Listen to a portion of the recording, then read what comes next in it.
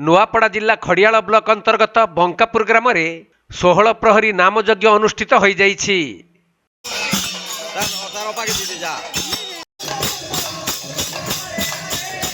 एथिपाई 1 तारिख दिन अधिवास और कलश यात्रा होइथिला।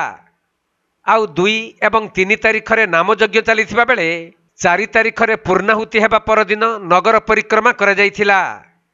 तेणु कलाहांडी नुआपड़ा और बलांगीर जिलार हजार हजार श्रद्धालु माने एहाकु देखिबा पई प्रबल भिड़ जमाइथिले।